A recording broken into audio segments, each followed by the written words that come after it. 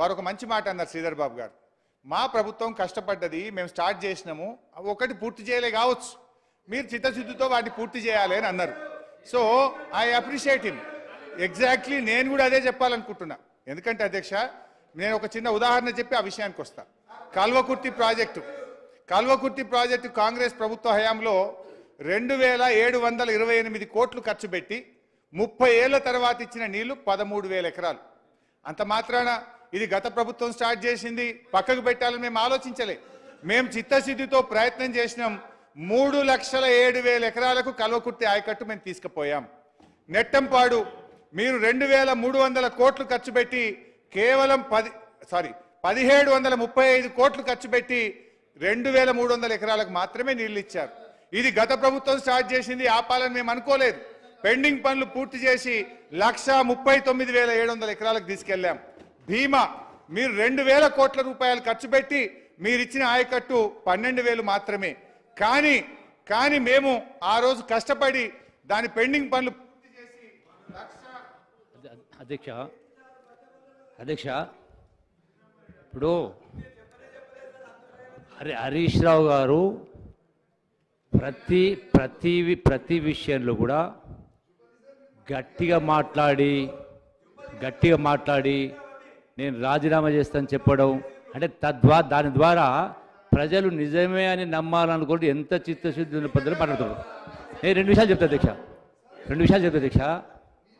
ఈ మహాత్మా గాంధీ కల్వకుర్తి లిఫ్ట్ అయినా, నెట్టెంపాడైనా, కోయిల్ సాగర్ అయినా ఇవన్నీ కూడా కాంగ్రెస్ ప్రభుత్వ హయాంలో ఆనాడు ఇవన్నీ కూడా టేకప్ చేసి ఆ హయాంలోనే కల్వకుర్తి మొదటి లిఫ్ట్ కూడా పూర్తి చేయడం జరిగింది, పంపింగ్ కూడా చేయడం జరిగింది.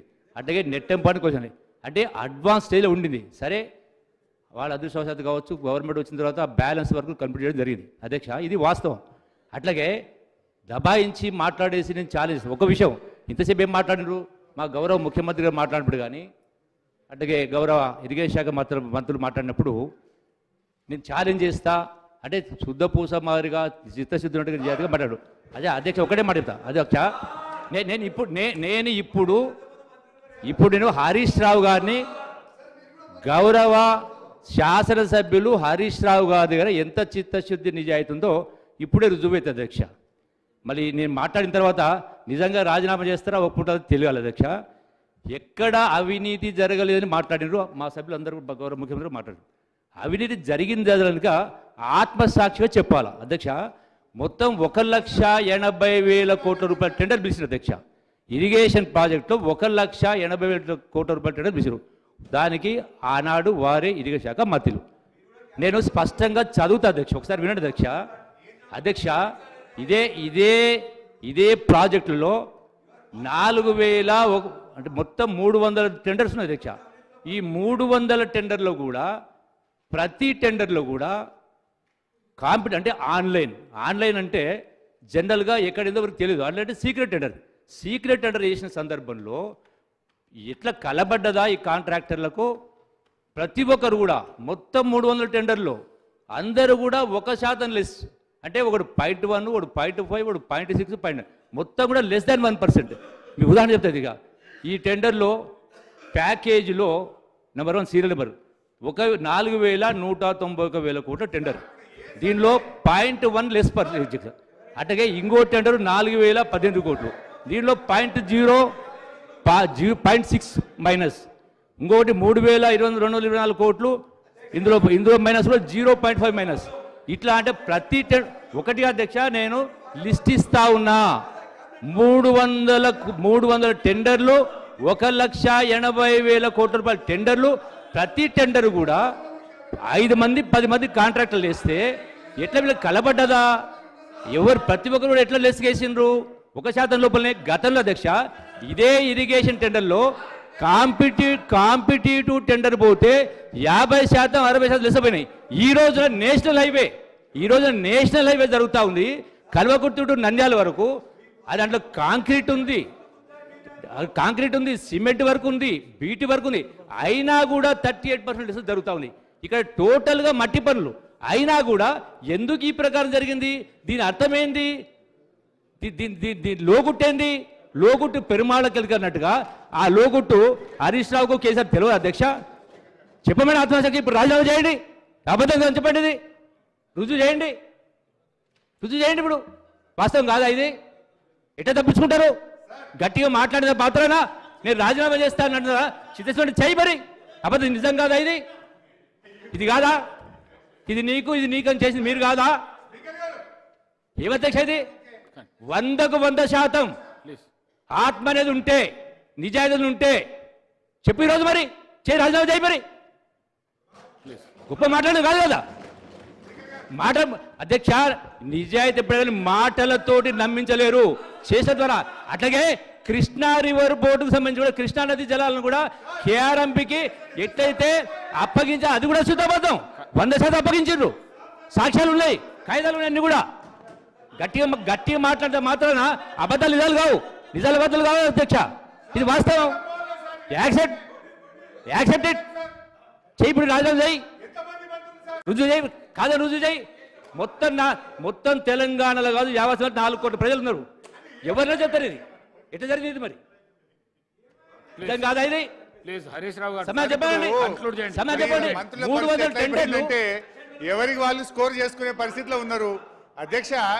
ఇదే ఇదే ఇదే ఇదే మంత్రి గారు ఆనాడు మా కేబినెట్ లో ఉన్నప్పుడు ఇదే అసెంబ్లీలో కాల్వకుర్తి ప్రాజెక్ట్ ను కాంగ్రెస్ పార్టీ పట్టించుకోలేదు అని ఈ అసెంబ్లీలో చాలా సార్లు మాట్లాడిన ఆయన. కాంగ్రెస్ పార్టీ నిర్లక్ష్యం చేసిందని మాట్లాడాడు. కుర్చీ మారంగానే సీన్ మారింది అధ్యక్ష. ఏదో లెస్ టెండర్ 1% అంటుండు. మీ ప్రాణహిత చేవెళ్ల ప్రాజెక్ట్ లో అన్ని టెండర్లు 4% ఎక్సెస్. మరి అప్పుడేం జరిగింది అధ్యక్ష? దానికి సమాధానం చెప్పు. Every tender is +4%. అందరూ 4% పైన వేసి 28 ప్యాకేజీలు ఆ రోజు జరిగింది. దానికి సమాధానం చెప్పండి అధ్యక్ష. దాని మీద కావాలంటే రోజు డిస్కషన్ పెట్టండి, ఐ విల్ ఆన్సర్. అధ్యక్ష, ఈరోజు ఒక విషయం ఏంటంటే అధ్యక్ష, మనము ఈనాడు అరే ముఖ్యమంత్రి గారు వ్యంగ్యం తగ్గించుకోండి, మీ గౌరవం పెంచుకోండి అధ్యక్ష. అధ్యక్ష, ఈరోజు మరి నేనేమంటున్నా అంటే ఆనాడు 0.5% నుంచి 3.5% మొబిలైజేషన్ అడ్వాన్స్ పెంచి మరి టెండర్ కంటే టెండర్ల తర్వాత ఇష్టం ఉన్నట్టు మీరు జీవోలు ఇచ్చి అప్పటి ప్రభుత్వం పెంచితే దాని గురించి కూడా వైట్ పేపర్లో పెట్టి ఉంటే డెఫినెట్గా బాగుండేది ఈరోజు. కానీ మీ పద్ధతి ఎట్లుందంటే మా మీద ఏదో ఆరోపణలు చేసే విధంగా మరి వారు మాట్లాడడం అనేటువంటిది కరెక్ట్ కాదు అధ్యక్ష. నేను ఇంకా ఆ వివరాలకు పోతే చాలా ఇష్యూస్ ఉన్నాయి, నేను అందుకు పోవట్లేదు. కానీ అధ్యక్ష, దాని మీద ఇంకో రోజు డిస్కషన్ పెడితే పెడదాం అధ్యక్ష. అయితే ఈ ప్రాజెక్టు కాస్ట్ పెరిగిందనే దాని మీద పదే మాట్లాడుతున్నారు అధ్యక్ష. ఈ దేశంలో కానీ ఈ రాష్ట్రంలో కానీ ఏ ప్రాజెక్ట్ కాస్ట్లు ఎట్లా పెరుగుతున్నాయి, ఎందుకు పెరుగుతాయి అనేటువంటి విషయాన్ని కూడా ఈరోజు గమనించాల్సిన అవసరం ఉంది అధ్యక్ష. నాగార్జున సాగర్ ప్రాజెక్టు 1954లో 122 కోట్లతో నాగార్జున సాగర్ ప్రాజెక్టు ప్రారంభిస్తే అది పూర్తయినప్పుడు 1183 కోట్లు అయింది అధ్యక్ష. అంటే 9 రెట్లు 9 times Nagarjuna Sagar project cost పెరిగింది. ఎస్ఆర్ఎస్పి 40 కోట్లతో ఎస్ఆర్ఎస్పి ప్రాజెక్ట్ స్టార్ట్ చేస్తే అది పూర్తయ్యేసరికి 4300 కోట్లు అయింది. అంటే 107 రెట్లు పెరిగింది అధ్యక్ష. కాళేశ్వరం డబుల్ అయితే ఇంత లొల్లి పెడుతుండ్రు, మరి ఎస్ఆర్ఎస్పి 107 రెట్లు పెరిగింది. జూరాల 70 కోట్లతో స్టార్ట్ చేస్తే 1815 కోట్లు అయింది, 25 రెట్లు పెరిగింది అధ్యక్ష. పులిచింతల 565 కోట్లతో స్టార్ట్ చేస్తే 1816 కోట్లకు పెరిగింది అధ్యక్ష. సింగూరు 29 కోట్లతో స్టార్ట్ చేస్తే 169 కోట్లకు పెరిగింది అధ్యక్ష. ఇంకో విషయం కూడా ఇక్కడ గమనించాలి అధ్యక్ష, వీళ్ళేదో ఇంత ఖర్చు పెట్టినాను. ఇవాళ సింగూరు డ్యాము 25 టీఎంసీల అధ్యక్ష. 25 టీఎంసీల సింగూరు డ్యాము ఆ రోజు 169 కోట్లకు పూర్తయింది. ఇవాళ ఇదే సింగూరు డ్యామ్ కట్టాలంటే అధ్యక్ష కనీసం 4000 కోట్ల రూపాయలు అవుతాయి. అంటే నేను అనేది ఏంటంటే దయచేసి మీరు గమనించాల్సింది ప్రాజెక్టులు రేట్లు పెరిగినాయి. ఆ రోజు మీరు ఉమ్మడి ఆంధ్రప్రదేశ్లో 1956 నుంచి 2014 దాకా అయిన ఖర్చు 54. సార్ అధ్యక్ష, ఇది టోటల్గా మిస్లీడ్ చేయటం అధ్యక్ష, హౌస్ని కానీ రాష్ట్రాన్ని కానీ టోటల్గా. ఎందుకంటే సరే ఆ ఉమ్మడి రాష్ట్రంలో అప్పుడు పిలిచినటువంటి ప్రాజెక్టులన్నీ ఈపీసీ కాంట్రాక్ట్ సిస్టమ్ ద్వారా పిలిచారు. పెరిగినా తగ్గినా రాష్ట్రానికి సంబంధం లేదు అధ్యక్ష. నేను అందుకే చెప్పింది, కేవలం 38,000 కోట్లతో అగ్రిమెంట్ చేసినటువంటి ప్రాణహిత చేవెళ్ల ప్రాజెక్ట్ని మనం రాష్ట్రం వచ్చిన తర్వాత కూడా కంటిన్యూ చేసుకుంటే ఖర్చు పెరగకుండా అదే డబ్బుతో అదే కాంట్రాక్ట్ విధానంతో కట్టి మనకి హ్యాండ్ ఓవర్ చేయాలి.